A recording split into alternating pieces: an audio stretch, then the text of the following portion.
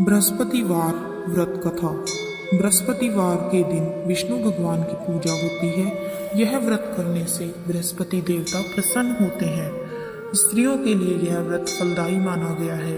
अग्नि पुराण के अनुसार अनुराधा नक्षत्र युक्त गुरुवार से आरंभ करके 7 गुरुवार व्रत करने से बृहस्पति ग्रह की पीड़ा से मुक्ति मिल जाती है। बृहस्पतिवार व्रत कथा प्राचीन समय की बात है। एक नगर में एक बड़ा व्यापारी रहता था। वह जहाजों में माल लदवाकर दूसरे देशों में भेजा करता था। जिस प्रकार अधिक धन कमाता था, उसी प्रकार जी खोलकर दान भी देता था। परंतु उसकी पत्नी अत्यंत कंजूस थी। वह किसी को एक दमड़ी भी नहीं देने देती थी। एक बार सेठ जब दूसरे देश व्यापार करने गया तो पीछे से बृहस्पति देव ने साधु वेश में उसकी पत्नी से भिक्षा मांगी। व्यापारी की पत्नी बृहस्पति देव से बोली, हे साधु महाराज, मैं इस दान और पुण्य से तंग आ गई हूँ। आप कोई ऐसा उपाय बताएं जिससे मेरा सारा धन नष्ट हो जाए और मैं आराम से रह सकूं। परंतु यह धन लुटता हुआ मैं नहीं देख सकती। बृहस्पति देव ने कहा, हे देवी, तुम बड़ी विचित्र हो। संतान और धन से कोई दुखी होता है? अगर अधिक धन है तो इसे शुभ कार्यों में लगाओ।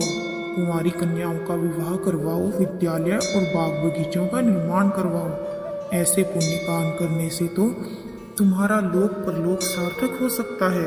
परंतु साधु की इन बातों से व्यापारी की पत्नी को खुशी नहीं हुई। उसने कहा, मुझे ऐसे धन की आवश्यकता नहीं जिसे मैं दान दूं। तब बृहस्पति देव बोले, यदि तुम्हारी ऐसी इच्छा है तो तुम एक उपाय करना। 7 बृहस्पतिवार घर को गोबर से लीपना, अपने केशों को पीली मिट्टी से धोना, केशों को धोते समय ही स्नान करना, व्यापारी से हजामत बनाने को कहना, भोजन में मांस मदिरा खाना, कपड़े अपने घर धोना। ऐसा करने से तुम्हारा सारा धन नष्ट हो जाएगा। इतना कहकर बृहस्पति देव अंतर्ध्यान हो गए। व्यापारी की पत्नी ने बृहस्पति देव के कहे अनुसार 7 बृहस्पतिवार वैसा ही करने का निश्चय किया। केवल 3 बृहस्पतिवार बीते थे कि उसकी समस्त धन संपत्ति नष्ट हो गई और वह परलोक सिधार गई। जब व्यापारी वापस आया तो उसने देखा कि सब कुछ नष्ट हो चुका है। उस व्यापारी ने अपनी पुत्री को सांत्वना दी और दूसरे नगर में जाकर बस गया। वहां वह जंगल से लकड़ी काट कर लाता और शहर में बेचता। इस तरह वह अपना जीवन व्यतीत करने लगा। एक दिन उसकी पुत्री ने दही खाने की इच्छा प्रकट की, लेकिन व्यापारी के पास दही खरीदने तक के पैसे नहीं थे। वह अपनी पुत्री को आश्वासन देकर जंगल में लकड़ी काटने चला गया। वहां एक वृक्ष के नीचे बैठ अपनी पूर्व दशा के बारे में विचार कर रोने लगा। उस दिन बृहस्पतिवार था। तभी वहां बृहस्पति देव साधु के रूप में सेठ के पास आए और बोले, हे मनुष्य, तू इस जंगल में किस चिंता में बैठा है? तब व्यापारी बोला, हे महाराज, आप सब कुछ जानते हैं। इतना कहकर व्यापारी अपनी कहानी सुनाकर रो पड़ा। बृहस्पति देव बोले, देखो बेटा, तुम्हारी पत्नी ने बृहस्पति देव का अपमान किया था, इसी कारण तुम्हारा यह हाल हुआ है। लेकिन अब तुम किसी प्रकार की चिंता मत करो। तुम गुरुवार के दिन बृहस्पति देव का पाठ करो। 2 पैसे के चने और गुड़ को लेकर जल के लोटे में शक्कर डालकर वह अमृत और प्रसाद अपने परिवार के सदस्यों और कथा को सुनने वालों के बीच बांट दो। स्वयं भी प्रसाद लो और चरणामृत लो। भगवान तुम्हारा अवश्य कल्याण करेंगे। साधु की बात सुनकर व्यापारी बोला, महाराज, मुझे तो इतना भी नहीं बचता कि मैं अपनी पुत्री को दही ला कर दूं। इस पर साधु जी बोले, तुम लकड़ियां शहर में बेचना। तुम्हें लकड़ियों के दाम पहले से चौगुने मिलेंगे, जिससे तुम्हारे सारे कार्य सिद्ध हो जाएंगे। लकड़हारे ने लकड़ियां काटी और शहर में बेचने के लिए चल पड़ा। उसकी लकड़ियां अच्छे दाम में बिक गई, जिससे उसने अपनी पुत्री के लिए दही लिया और गुरुवार की कथा हेतु चना गुड़ लेकर कथा की और प्रसाद बांटकर स्वयं भी खाया। उसी दिन से उसकी सभी कठिनाइयां दूर होने लगी।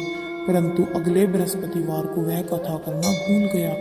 अगले दिन वहां के राजा ने एक बड़े यज्ञ का आयोजन कर पूरे नगर के लोगों के लिए भोज का आयोजन किया। राजा की आज्ञानुसार पूरा नगर राजा के महल में भोज करने गया, लेकिन व्यापारी व उसकी पुत्री तनिक विलंब से पहुंचे। अतः उन दोनों को राजा ने महल में ले जाकर भोजन करवाया। जब वे दोनों लेट कर आए तो रानी ने देखा कि उसका खूंटी पर टंगा हुआ हार तो गायब हो गया है। रानी को व्यापारी और उसकी पुत्री पर संदेह हुआ कि उसका हार उन दोनों ने ही चुराया है। राजा की आज्ञा से उन दोनों को कारावास की कोठरी में कैद कर दिया गया।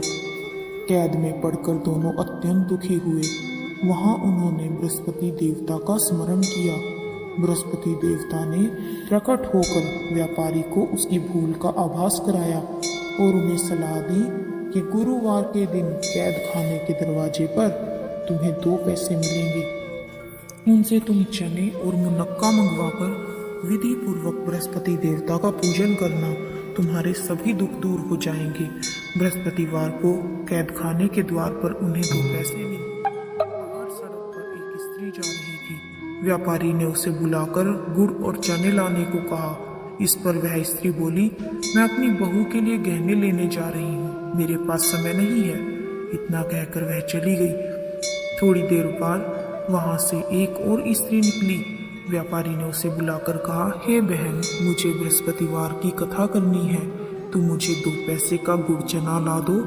बृहस्पति देव का नाम सुनकर वह स्त्री बोली, भाई, मैं तुम्हें अभी गुड़ चना ला कर देती हूँ। मेरा इकलौता पुत्र मर गया है, मैं उसके लिए कफन लेने जा रही थी, लेकिन मैं पहले तुम्हारा काम करूंगी, उसके बाद पुत्र के लिए कफन लाऊंगी। वह स्त्री बाजार से व्यापारी के लिए गुड़ चना ले आई और स्वयं भी बृहस्पति देवता की कथा सुनी। कथा के समाप्त होने पर वह स्त्री कफन लेकर अपने घर आई। घर पर लोग उसके पुत्र की लाश को राम नाम सत्य है, राम नाम सत्य है कहते हुए शमशान ले जाने की तैयारी कर रहे थे। स्त्री बोली, मुझे अपने लड़के का मुख तो देख लेने दो। अपने पुत्र का मुख देखकर उस स्त्री ने उसके मुंह में प्रसाद डाला और चरणामृत डाला। प्रसाद और चरणामृत के प्रभाव से वह पुनः जीवित हो गया। पहली स्त्री जिसने बृहस्पति देव का निरादर किया था, वह जब अपने पुत्र के विवाह हेतु पुत्र वधू के लिए गहने लेकर लौटी तो जैसे ही उसका पुत्र घोड़ी पर बैठकर निकला, वैसे ही घोड़ी ने ऐसी उछाल मारी कि वह घोड़ी से गिरकर मर गया। यह देख स्त्री रो रो कर बृहस्पति देव से क्षमा याचना करने लगी। उस स्त्री की याचना से बृहस्पति देव साधु वेश में वहां पहुंचकर कहने लगे, देवी, तुम्हें अधिक विलाप करने की आवश्यकता नहीं है, यह बृहस्पति देव का अनादर करने के कारण हुआ है। तुम वापस जाकर मेरे भक्त से क्षमा मांगो और क्षमा मांगकर कथा सुनो, तभी तुम्हारी मनोकामना पूर्ण होगी। जेल में जाकर उस स्त्री ने व्यापारी से माफी मांगी और कथा सुनी। कथा के उपरांत वह प्रसाद और चरणामृत लेकर अपने घर वापिस आई। घर आकर उसने चरणामृत अपने मृत पुत्र के मुख में डाला। चरणामृत के प्रभाव से उसका पुत्र भी जीवित हो उठा। उसी रात बृहस्पति देव राजा के सपने में आए और बोले, हे राजन, तूने जिस व्यापारी और उसकी पुत्री को जेल में कैद करके रखा हुआ है, वह बिल्कुल निर्दोष है। तुम्हारी रानी का हार वहीं खूंटी पर टंगा है। दिन निकला तो राजा रानी ने हार खूंटी पर लटका हुआ देखा।